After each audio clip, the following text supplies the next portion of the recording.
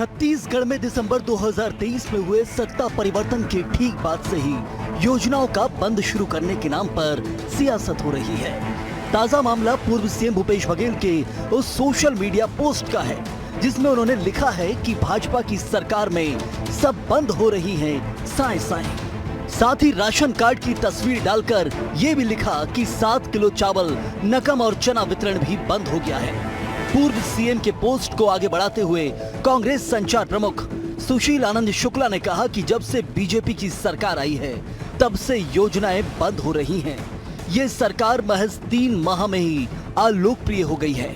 राज्य में जब से भारतीय जनता पार्टी की सरकार बनी है तो राज्य सरकार के द्वारा जो लोगों को 7 किलो मुफ्त राशन मिलता था, नमक मिलता था, चना मिलता था और सुविधाएं जो राज्य के गरीब वर्ग के लोगों को मिलती थी, वो लगभग सारी योजनाएं भारतीय जनता पार्टी की सरकार ने बंद कर दिया है।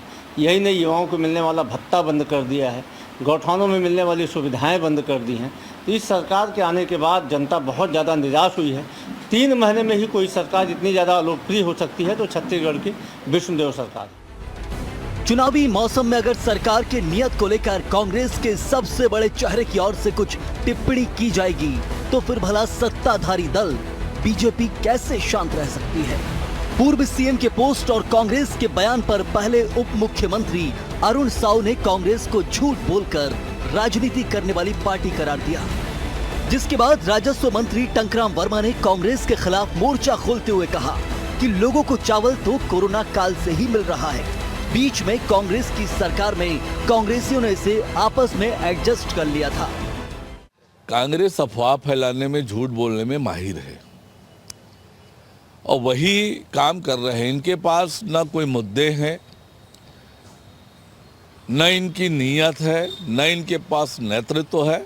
आज कांग्रेस जिस दौर से गुजर रही है तो सिवाय अफवाह फैलाने की, झूठ बोलने के इनके पास कोई विषय नहीं है। देखिए, वितरण बंद नहीं हुआ है, बल्कि हमारे मोदी जी का जो कोरोना काल से जो चले आ रहा है खाद्यान्न, वो खाद्यान्न वितरण निःशुल्क चल रहा है और आगे भी चलता रहेगा। और वो सिर्फ आरोप लगा रहे हैं, बल्कि अपनी कमियां नहीं देख रहे हैं कि उनके सरकार में जो मोदी जी द्वारा चावल जो भेजे जाते थे वो चावल को उन्होंने बंटवाया नहीं, अपने उसमें एडजस्ट कर लिया। योजनाओं के बंद शुरू होने की सियासत के बीच कांग्रेस महतारी बंधन योजना के क्रियान्वयन पर सवाल उठा रही है, जिसका जवाब खुद मुख्यमंत्री विष्णुदेव साय ने देते हुए बलोद की सभा में 1 अप्रैल को योजना की दूसरी किश्त जारी होने का ऐलान कर दिया। आज महतारी बंधन योजना हमार माता मन भारी संख्या में आई नहीं। हमार मोदी के गारंटी में ये भी वादा रही कि आज हमार माता मन हर महीना 1000 रुपया देबो और 10 मार्च के 70 लाख से ज्यादा हमार माता बहनी मन के खाता में 655 करोड़ रुपया दे के काम करे हन। और आप मन मैं बताता हूं कि पहला सप्ताह में ही आप मन के महतारी बंधन के पैसा आप मन के खाता में आ जाही। हमारा अध्यक्ष के आदेश है कि 1 तारीख को ही देना है तो 1 तारीख को भिजवा देंगे भाई। सूबे में योजनाओं के शुरू बंद होने पर सियासत कोई नई नहीं है। नया सिर्फ ये है कि चुनावी समर में इस सियासत में हलचल मच गई है। बहरहाल इस सियासी हलचल का चुनावी असर कितना होगा ये तो वक्त ही तय करेगा। Bureau report, BSTV, Chhattisgarh.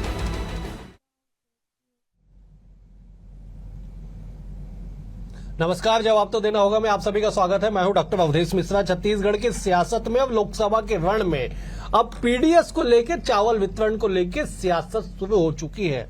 दरअसल सूबे के पूर्व मुख्यमंत्री भूपेश बघेल ने सवेरे सोशल मीडिया पे पोस्ट करके इस बात की जानकारी दी कि 7 किलो चावल वितरण का मामला हो, चना हो या नमक हो, ये तमाम चीजें बंद हो गई है। कांग्रेस ने आगे बढ़ाया और कह दिया कि 3 माह में गरीबों को मिलने वाली कई सुविधाओं को मौजूदा सरकार ने बंद कर दिया है।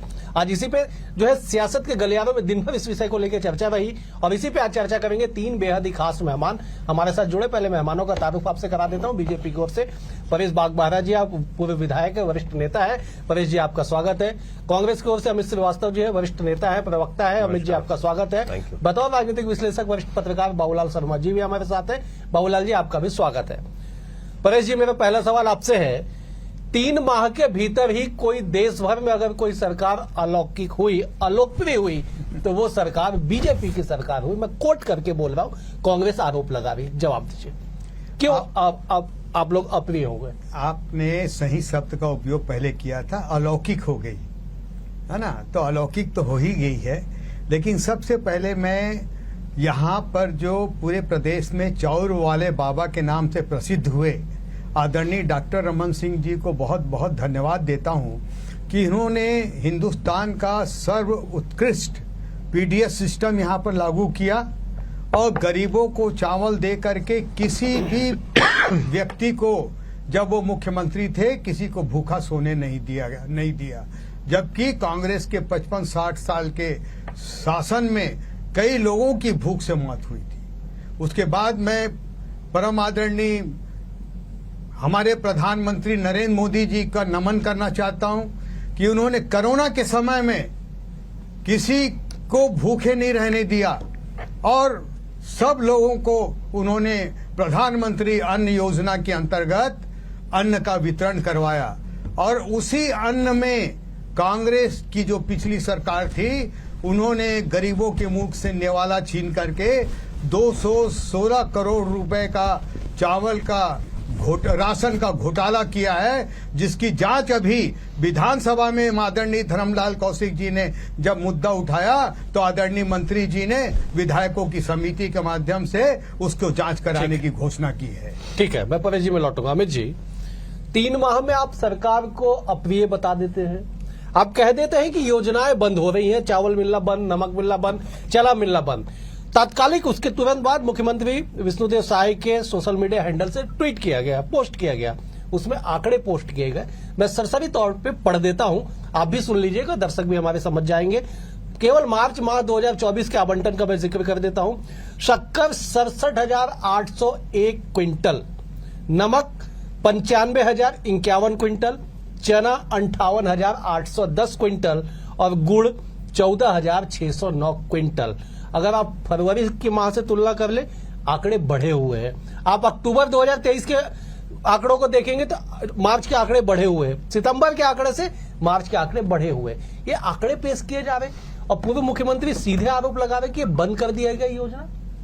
देखिए अवधेश जी, आंकड़े की बाजीगरी, शब्दों की चाशनी और बातों की जमाखर्ची, जुमलेबाजी, ये तो गहना है बीजेपी का और लगातार बीजेपी के नेता इसमें माहिर है।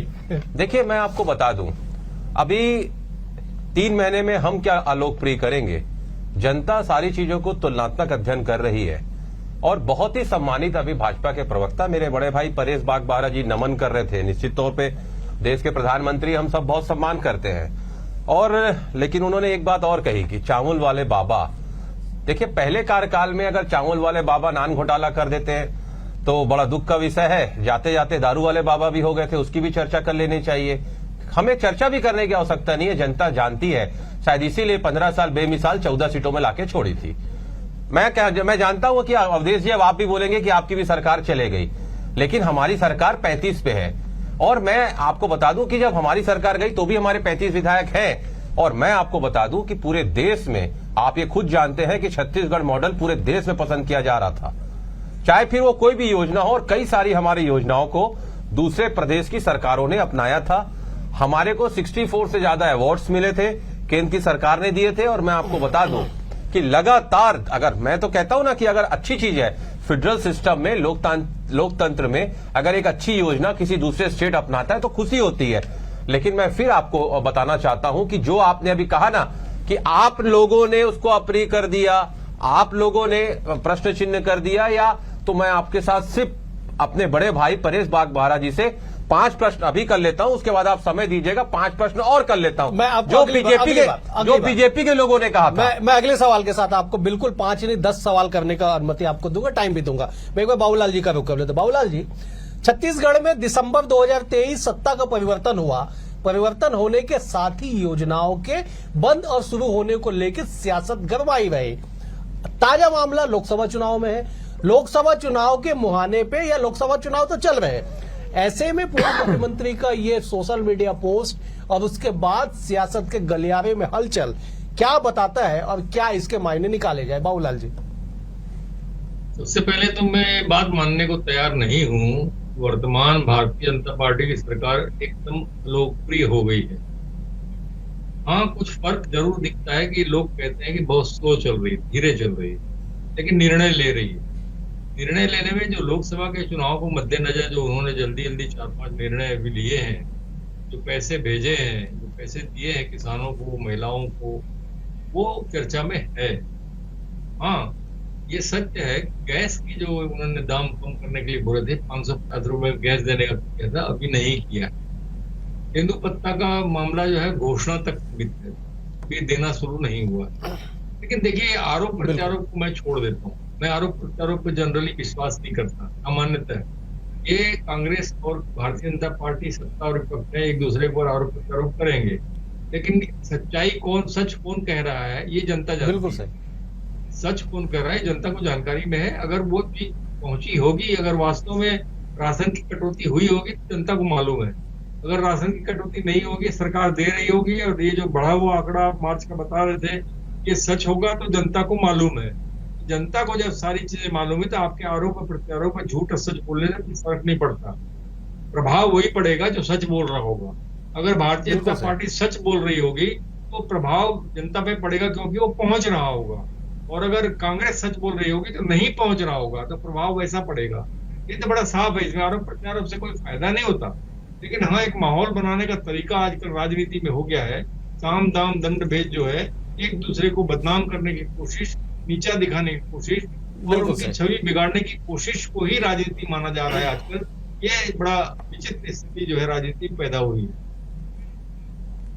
बिल्कुल बिल्कुल बाबूलाल जी, आपने बेहद गंभीर बात कही कि नकारात्मक तौर पे जो सियासत में चलन आन चला है वो बेहद ही गंभीर है लोकतंत्र के लिए। परेश जी, क्या केवल माहौल बनाने के लिए आरोप प्रत्यारोप लगाए जाते हैं सियासत में? आप विधायक भी रह चुके, बेहद वरिष्ठ नेता हैं आप प्रदेश के। देखिए, सबसे पहले मैं आदरणीय श्रीवास्तव जी की इस बात के लिए चर्चा करना चाहूंगा। उन्होंने कहा कि चाउर वाले बाबा इतने प्रसिद्ध हो गए थे कि बाद में नान घोटाला हुआ, जबकि 5 साल तक ये सरकार में रहे। नान घोटाला में इन्होंने क्या कार्रवाई की? अगर नान घोटाला में कोई करप्शन हुआ था तो वो उनको पकड़कर जेल में डालते, जो जिन लोगों ने करप्शन किया। उन अधिकारियों को ये अपने सिरमौर बना करके घुमाते रहे जिनके खिलाफ इन्होंने रिपोर्ट की थी। उसके बाद ये बोलते हैं दारू वाले बाबा बन गए। दारू वाले बाबा कौन है? पूरा छत्तीसगढ़ जानता है। यहाँ की महिलाएं जानती हैं, जिन्होंने जन घोषणा पत्र में वादा किया था कि हम शराबबंदी करेंगे, और घर पहुंच जो है शराब की सेवा कर रहे थे। 2-2 काउंटर शराब की दुकानों में चल रहे थे। इस कारण से दारू वाला बाबा कौन है ये सभी जानते हैं। असल में क्या है कि कांग्रेस में जो सिर फटौवल चल रहा है, जो एक दूसरे के ऊपर पैसे को लेकर के आरोप लगाए जा रहे हैं, जो पैसे कुछ लोगों ने इकट्ठे कर लिए, बंटवारा लोगों को नहीं दे रहे हैं, उसी कारण से मानसिक संतुलन कहीं ना कहीं कांग्रेस पार्टी में बिगड़ता जा रहा है। उसके कारण से अनाप शनाप कुछ भी अनर्गल आरोप लगाने वाली बात हो रही है, और उसके अलावा कुछ नहीं है। अगर मैं आपको बताऊं कि यहाँ पर पूरे प्रदेश में लगभग 12,792 राशन वितरण के केंद्र हैं जो ठीक से काम कर रहे हैं, और 77,19,000 कार्ड धारक हैं जिनको पीडीएस के माध्यम से राशन मिल रहा है, चाहे वो अंत्योदय योजना के अंतर्गत हो, जिनको कि 35 किलो चावल मिल रहा है मुफ्त में, 2 किलो चना मिल रहा है 5 रुपए के हिसाब से, 1 किलो शक्कर मिल रहा है 17 रुपए के हिसाब से। वैसे ही प्राथमिकता कार्ड है जो कि उसके जो पात्र हैं, जो भूमिहीन है। ठीक है परेश जी, ठीक है, आप नियम कानून पे हम एक बार चर्चा कर लेंगे। मैं एक बार अमित जी से जवाब। अमित जी, परेश जी की बातों से 3 गंभीर सवाल निकलते हैं। मैं आपको तीनों सवाल आपके सामने रख देता हूं कि नान घोटाले में अगर कोई बीजेपी के तात्कालिक सरकार में जिम्मेदार था तो आप लोगों ने 5 साल के शासन में क्या किया? एक। दूसरा, दारू वाले बाबा कौन थे ये दुनिया जान चुकी है, छत्तीसगढ़ के लोग जान चुके। और तीसरा, जो सबसे गंभीर आरोप कि पैसे के बंटवारे को लेके कांग्रेस अपना मानसिक संतुलन खो चुकी है, बेहद गंभीर आरोप है। देखिए, कहते हैं ना कि हम आ भी भरेंगे तो ये करेंगे बदनाम, और एक कत्ल भी करेंगे तो उसकी चर्चाएं नहीं चाहते। देखिए, मैंने कहा ना, भाजपा के बहुत ही सम्मानित मेरे बड़े भाई अभी कह रहे थे कि दारू वाले बाबा कौन है। मैं आपको अगले 10 सेकंड में बता दूंगा कि दारू वाले बाबा जनता किनको मानती है। क्योंकि शराब का सरकारीकरण किसने किया था? किसने किया था अवधेश जी? बीजेपी की सरकार ने किया था। ठीक, 400 करोड़ का राजस्व पहले आता था और जाते जाते 6000 करोड़ का राजस्व किनके कार्यकाल में हुआ? किनके कार्यकाल में हुआ? बीजेपी के शासनकाल में ही हुआ ना। दुकानें किसकी बढ़ी? शराब की दुकानें किनके कार्यकाल में बढ़ी? इनके कार्यकाल में बढ़ी। आता किनके नेता चलाते थे? इनके नेता चलाते थे। तो अब आप बताइए कि दारू वाले बाबा क्यों कहती थी जनता? अब मैं बता दूं आपका दूसरा प्रश्न आपने पूछा कि जो कार्रवाई आप लोगों ने क्यों नहीं की। निश्चित तौर पे मैटर हाई कोर्ट में था और हाई कोर्ट से उनको जिस प्रकार से रिलीफ मिला गया था उसके बाद उनको पदस्थापना की गई थी। तीसरा प्रश्न आपने किया कि पैसे का जो आपने क्या प्रश्न किया था? आपने मानसिक संतुलन कांग्रेस का बिगड़ चुका है, पैसे के बंटवारे में गड़बड़ी को लेके गंभीर आरोप है ये। देखिए, मैं एक ही चीज कहना चाहता हूं कि जिंदगी वक्त के बहकावे में है, जिंदगी वक्त के बहकावे में है और भाजपा के राज में हर व्यक्ति तनाव में है। और परेश बागबाहरा जी, मेरे बड़े भाई, आपने लगा दिया पानी पे तौबत, ये नहीं सोचा छेद तो आपकी नाव में है। देखिए, मानसिक संतुलन किसका खराब हो गया है ये भी जनता जानती है। जिन्होंने वादा किया था, वो अवधेश जी अब अपनी बातों पे आप रहिएगा और आपने कहा था मैं आपको समय दूंगा, आप 5 नहीं 10 प्रश्न करिएगा। तो मैंने इतनी देर में 5 के 10 प्रश्न बना लिए। बहुत ही सम्मान के साथ, बड़ी विनम्रता के साथ आपके लोकप्रिय चैनल पे मैं भाजपा के सम्मानित प्रवक्ता से 10 प्रश्न करना चाहूंगा। कोई इधर उधर की बात नहीं। बाबूलाल भैया आप भी सुनिए, कोई नेगेटिव पॉलिटिक्स नहीं, क्योंकि मुझे नेगेटिव पॉलिटिक्स पसंद ही नहीं है। आप बड़े भाई हैं, हम आप सबका बहुत सम्मान करते हैं बाबूलाल भैया, तो आप भी बड़े गौर से इस सवालों को सुनिए। परेश बागबाहरा जी, आप मुझको 10 बता दीजिए जिले जिसको आप लोगों ने मोदी जी के कार्यकाल में वादा करने के बाद 10 ठोक स्मार्ट सिटी बनाया हो। 10 जिलों में बता दीजिए जहां आपने नए हॉस्पिटल खोले हो। 10 जिले आप मुझको बता दीजिए जहां पर हर घर में शौचालय हो। 10 जिले आप मुझको बता दीजिए कि घर घर में नल हो। आप मुझको बता दीजिए ऐसे 10 डिस्ट्रिक्ट जहां आप लोगों ने रोजगार, 1 लाख रोजगार देने का वादा किया था। 2 करोड़ छोड़ दीजिए, मैं 1 लाख की बात कर रहा हूं, आप वो बता दीजिए। 10 डिस्ट्रिक्ट ऐसे बता दीजिए जहां पर नए इलेक्ट्रिसिटी के कोई षड्यंत्र, कोई वहां पर कारखाने लगे हो, इलेक्ट्रिसिटी का कोई नया एस्टेब्लिशमेंट डला हो, वो बता दीजिए। आप मुझको 10 ऐसे अपने बीजेपी के मिनिस्टर बता दीजिए जिनके बच्चे सरकारी स्कूल में पढ़ रहे हो। 10 ऐसी चीज बता दीजिए। सिर्फ 10 बीजेपी के नेता, 10 बीजेपी के नेता, बड़ी जिम्मेदारी के साथ कह रहा हूं कि उनके यहां आईडी ईडी की कोई कार्रवाई हुई हो। और 10 ऐसे मुझको बताइए नेताओं को, मैंने जैसा कहा कि जिनके यहां छापे की कार्रवाई हो, जिनके यहां हुई हो, आप नहीं बता पाएंगे। यही है आप लोगों का असली चाल चरित्र। लेकिन मैं चाहता हूं कि आप बड़ी बेबाकी से अपनी बात को रखते हैं, आप इसका जवाब दीजिए। ठीक है परेश जी, आप जवाब दीजिएगा, लेकिन मैं कुछ देर के लिए बाबूलाल जी का रुख कर ले। तो बाबूलाल जी, सियासत में आरोप प्रत्यारोप सिक्के के 2 पहलू माने जाते हैं। आरोप प्रत्यारोप की सियासत से परे आपने एक बात अच्छी कही कि लोकतंत्र में जिस तरह से राजनीति के मायने बदल रहे, परसेप्शन का खेल खेला जा रहा है, इस परसेप्शन के खेल से क्या चुनावी लाभ लेने की स्थिति आन पड़ी है राजनीतिक दलों के लिए?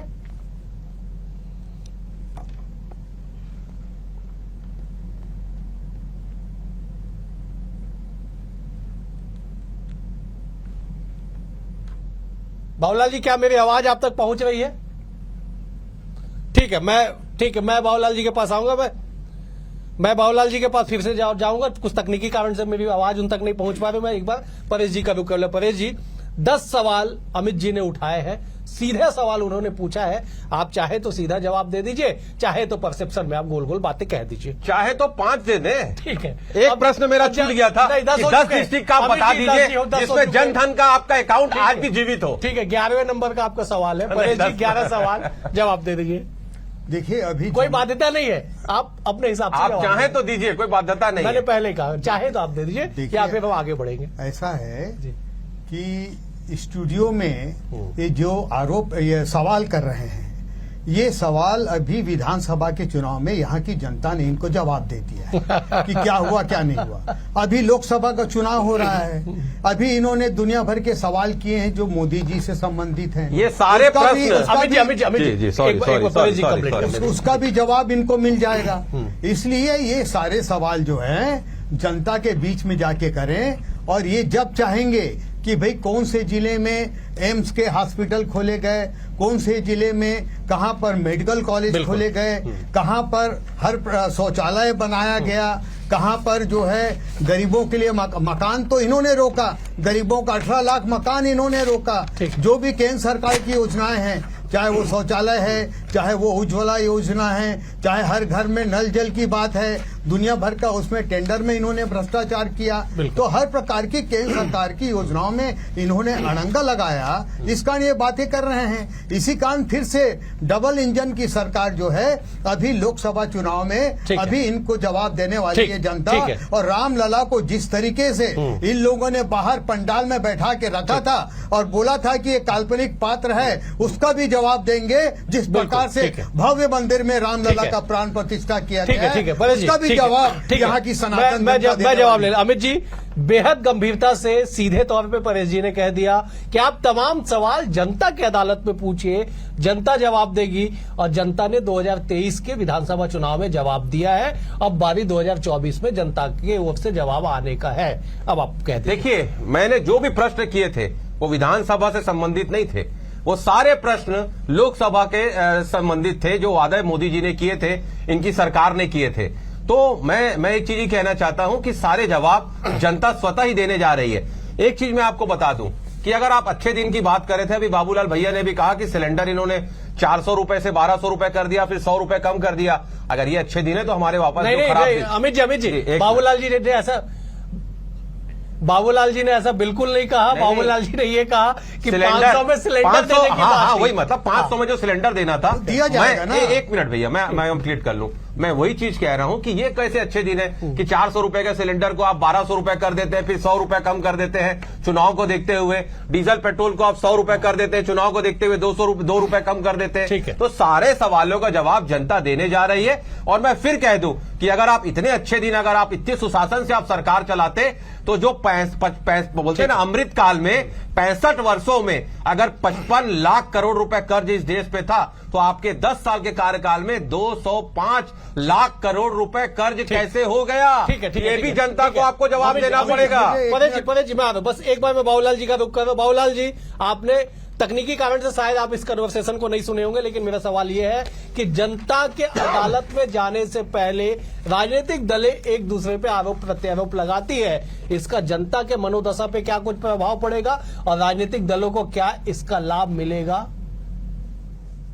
देखिए, ये स्वाभाविक प्रक्रिया है। जब जब चुनाव आते हैं इस तरह की वातावरण बनता है। जनता का जहां तक प्रश्न है, जनता दोनों की बातों को बड़े मजे लेकर के सुनती है और असलियत उनको मालूम होती है। और चुनाव किस तरह होते हैं वो आप भी जानते हैं, मैं भी जानता हूँ। चुनाव जीता कैसे जाता है वो भी सबको, जितने अपन बैठे हैं सबको मालूम है कि चुनाव जीतने का जो तरीका होता है वो क्या होता है। इसमें ज्यादा बहस की जरूरत नहीं है। लेकिन ये मैंने जो पहली बार में ही कहा था कि जो सच होगा, जो सच कह रहा होगा, जनता उसको जानती है कि ये व्यक्ति सच बोल रहा है, ये पार्टी सच बोल रही है, क्योंकि जो चीज मिल रही है। ठीक है बाबूलाल जी, समय का अभाव है। मैं परेश जी के पास एक बार जवाब लेने जाऊंगा, फिर मुझे समाप्त करना होगा। परेश जी बेहद संक्षेप में जवाब दीजिएगा, मुझे जल्दी समाप्त करना पड़ेगा। देखिए, जहां तक इन्होंने महंगाई की बात कही, 10 साल के यूपीए के शासनकाल में 8.2% जो है महंगाई की दर रही, इन्फ्लेशन का रेट रहा, और आखिरी 2 साल में वो डबल डिजिट हो गया। जबकि मोदी जी के शासनकाल में ये 5% यहाँ पर इन्फ्लेशन रहा। और जहां तक लोन का सवाल है, जीडीपी का उस समय भी 57% था, और अभी भी जीडीपी का जो लोन है वो 57%। इस कारण इनका ये कहना कि 100 करोड़ बढ़ गया, ये इकोनॉमिक टर्मिनोलॉजी में बिल्कुल गलत। ठीक है अमित जी 10 सेकंड आपको दिया, जवाब दे दीजिए, मुझे क्लोज कर। देखिए, मैं पेपर कटिंग दिखा रहा हूं आपके दर्शकों को लोकप्रिय अखबार का, और सारी चीजें उससे क्रिस्टल क्लियर हो जाएंगी, क्योंकि केंद्र में बैठी सरकार को अर्थशास्त्र की बिल्कुल भी समझ नहीं है और जनता त्राहिमाम कर रही है, लोगों की कमाई घट रही है और महंगाई बढ़ रही है। ठीक है, मुझे समाप्त करना पड़ेगा। आप तीनों मेहमानों का बेहद शुक्रिया। परेश जी आपका शुक्रिया, अमित जी आपका शुक्रिया, बाबूलाल जी आपका भी शुक्रिया। कुल मिलाकर छत्तीसगढ़ में और देश भर में लोकसभा चुनाव में अभी और भी कई तरह के आरोप प्रत्यारोप देखने को मिलेंगे, लेकिन सारे आरोप प्रत्यारोपों के बाद जनता के अदालत में जनता तक बातें पहुंचाने में जो राजनीतिक दल सफल होंगे, उसी दल की दिल्ली में सरकार बनेगी, और उसके बाद ही माना जाएगा कि उस राजनीतिक दल के जो क्रियान्वयन थे, जो प्लानिंग था, वो धरातल पे बेहतर साबित हुआ। आज के लिए इतना ही, कल एक और विषय के साथ होगी मुलाकात, तब तक के लिए नमस्कार।